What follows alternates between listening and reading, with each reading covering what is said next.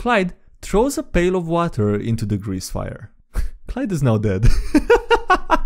Hello everyone, it's can you please subscribe pretty please if you're not yet, thank you, heart emoji. Welcome to another episode of D&D Memes. How are you guys doing? I hope you're having a wonderful day. Before jumping into the video, I also want to quickly kindly ask you to scatter rate to the channel because the majority of people watching still aren't raid. So if you take a moment to do that, I'll appreciate it a lot, so thank you so much. And with that being said, enjoy the video. This was great. I didn't even have to think about what I'm saying there for a moment. This was beautiful. DM's incredible challenge of the orc village. Forgive me if the formatting isn't meme enough, but this was freaking great and I love how none of us players saw it coming. So, the party has 2 out of 4 of the MacGuffins that we need in order to stop the big bad evil guy. We find out that the next one is in a temple in some forest. We can either go look for it ourselves or visit the orc village. There, small, semi-friendly, off-kilter orcs treat the temple as a holy site. We hear the orcs love challenging travelers to contests. The buddy next to me laughs in barbarian.jpg and the ranger with orcs as favored enemy about oh Jesus Christ, okay. And the ranger with orcs as favored enemies is about to go see the orcs. Yo, we hear you like challenges and we have a temple, so let us see the temple when we win a challenge. Orcs say okay, name the challenge. The party. Trial by combat with our marshals, or an arm wrestling match, or some... The DM's eyes narrow. The orc chieftain points to the warlock, cleric, and druid. Nighttime voodoo, god's voodoo, tree voodoo. We see challenges with you. We know we're stronger. We know we win. But you win. Voodoo. We choose challenge. The party looks around expecting lol they're all bards twist or something like that. Nope. Lots of regular ass orcs and some scary looking marshals that we probably don't want to fight. Alright, whatever. You play our pretend imagining game our way. Our way, fair and fun. And nobody die. The party is hustled over to a long bare table and sat in cozy chairs. The orcs cover all of our eyes. The DM cuts the freaking lights. Hear papers being shuffled and set down. Some heavy falls on the table and rolls. The orcs giggle like freaking school children. The DM orc whispers in each of our ears in turn. You know you now. Now you Grobgar. Orc hero maybe if this go good. You hate purple. The lights come back on and the hands over the party's eyes are lifted. My face when the orcs are gonna make us play Orc Dungeons and Dragons. My face when this freaking DM got a bunch of rocks from a creek or something and carved numbers into the side. They aren't even evenly sided. Just like a dumb orc would make them. Oh god, I can imagine the poor orcs just try-harding to make those rocks look really cool, you know, trying their best to carve numbers into rocks. I mean, what's the best quality you can get by doing that, you know? And this guy is just mocking them. I feel bad for that orc. Well, for the DM in this case, obviously. My face when this dude made us all orc character sheets. With stuff all replaced and goofiness like strength is orc power and charisma is orc that other orcs like and stuff like that. My face when the in-game orc DM is a cheating playing a human wizard slaughtering innocent orcs that were tasked with beating. Taking like 6 actions in a turn because orc game accurate. Voodoo unfair. My face when the warlock starts in-game fudging his rolls and health because the orcs are clearly hilarious but also still dumb orcs. All our faces when a spectator calls him out on it and demands that he be put to death. Jesus Christ. For cheating in Orc D&D, by the way. All our relief when the rest of the crowd heckles Dunktar. The party is convinced this is a put down, not the orc's real name by the way, for accusing everyone of cheating. All our anxiety when he points out that he was right that one time and points to a nearby pike-mounted school with hardly a shred of flesh to it as we realize the orc's game of D&D will be unwinnable without us cheating. TLDR. 100 out of 10 session. We played Orc D&D within D&D and it was fantastic. Oh, and as a cherry on top, the quote-unquote one-shot that the orcs made us play was their village's origin story and contained several useful details about the upcoming session in the temple. The DM blew us away today. Okay, that was actually fantastic. Also, that is absolutely such a great way to be an asshole DM without being an asshole DM. Like, you make a D&D inside of D&D, and then you roleplay the DM NPC as the for the D&D inside of D&D. Anon gives a Darwin award. In this thread, Halloween one-shots. Run a 5th edition games for some players at my LGS. I want to run Curse of Strahd for a spooky game, but no one wants to learn the game. Tell them to just bring some level 0 PCs, standard human, and some sidekick NPC classes. Frame it as a merchant caravan running from a trade port to the countryside where the normal game takes place. Tell them that surviving and delivering this merchandise gives their players in the main game supplies and items to buy. They roll into a border town and stop at a tavern. There they turn in for the night and also hear a bard telling stories. Beware these nights. The Black Rider is on the prowl. If you see him, flee where he may not follow, lest you fall to his blade.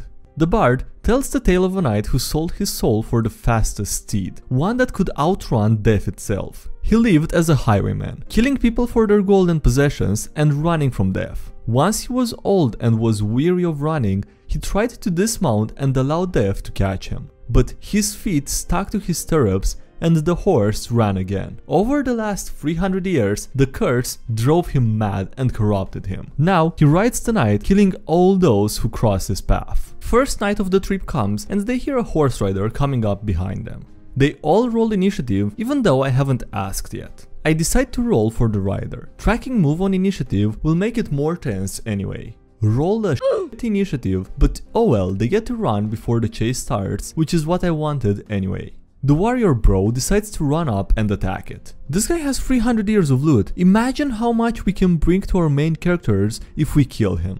They all agree.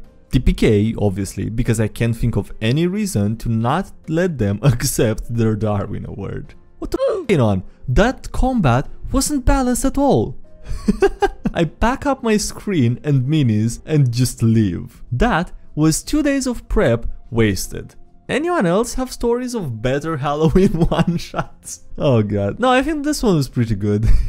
See, this is exactly what I mean when I say something like you should punish the players when they want to do something stupid. Just give it to them, okay?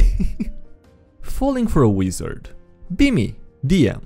Be decent-sized party, but only the cleric is relevant to this story. He makes sure to take plenty of healing spells to support the party. The party is at the top of an NPC's wizard tower. The wizard is telling them about an arcane conspiracy.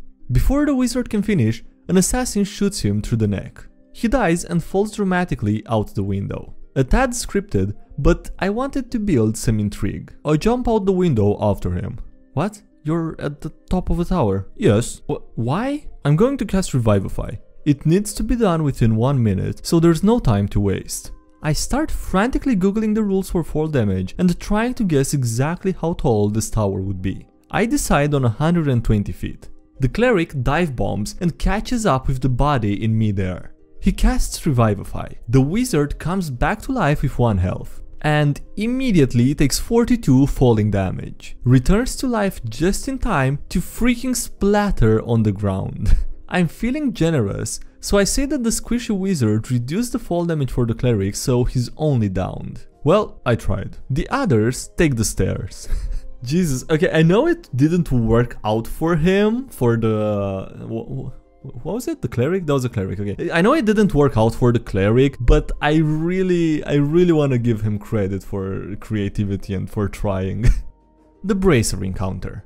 One of my players is fond of thrown weapons. Daggers, spears, harpoons, the like. However, his aim is terrible and he often loses these weapons. As a boon, I decided that he'd loot a special magic bracer, which would cause any weapon thrown to teleport back to his hand at the end of his turn. When he and the wizard found it, he skeptically asked if she'd identify it. She rolls a 2. Wizard. Oh, it's magic, alright? Possibly cursed though, cause I can't tell what it does. So this player, a fighter, decides to leave it alone for now and puts it in his bag. After a few more encounters, they're enjoying a short rest and he asks the wizard if she'll try figuring out the bracer again. She rolls a 9, so I tell her that the magic keeps looping back in on itself like a magnetic monopole. I thought that was sufficient. So the magic keeps circling around like it's protecting the bracer. I think it will up your AC. Fighter. The last magic item that upped my AC was a cursed breastplate that didn't come off until I almost died. I think I'll pass. Wait, now I can tell it's not cursed. So maybe it will be okay? A little while later, they've come back to town and are handing in quests. When they stop for dinner, he pulls out the bracer again. Hey, so what does this inscription say anyways? Oh, on the bracer? It's Elvish. It means your weapon goes here. So he pulls out his dagger and balances it on the bracer. Okay, now what? Your guess is as good as mine. He turns the bracer over and the dagger clatters to the floor. Well, now my weapon goes to the floor, so we've got to be doing something wrong. Look, I'm tired. Why don't we toss this aside for now and come back to it tomorrow? She pauses and I see something click in her head.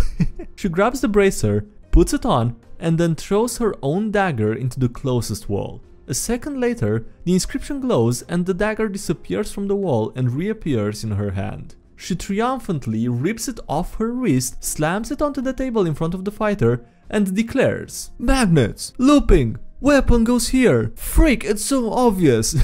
And this took all session. By the way, I just want to point out before someone else does that I noticed that the wizard was a she way too late, and I already decided to give her that grumpy old man voice or whatever you want to call that. Yeah, anyway, it was too late to go back on that. Grease fire. Bimmy, the DM. I get asked if the grease spell is flammable. I see that it has animal fat as a component. I allow it to be flammable. A hellhound blasts fire onto it as it dies. Giant grease fire burning down their favorite tavern. The fire brigade comes. They watch as they get pails of water to put out the grease fire. They say nothing. The firefighter Clyde runs up first with the pail of water. The party says nothing. Clyde throws a pail of water into the grease fire. Clyde is now dead.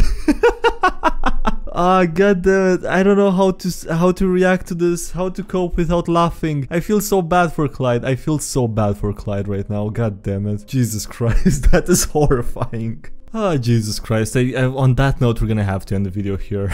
God damn it. Anyway, yeah, thank you guys for watching. I hope you enjoyed it. Smash the like video if you did and subscribe for more if you haven't already. Also, thank you to everyone supporting the channel on Patreon as well as here on YouTube. I appreciate it a lot, so thank you so much again for the support given there. Links below if you want to check those out, as well as links to the social media, Discord server, subreddit, and anything else. And yeah, thanks again for watching, and I'll see you next time. Have a great day, bye!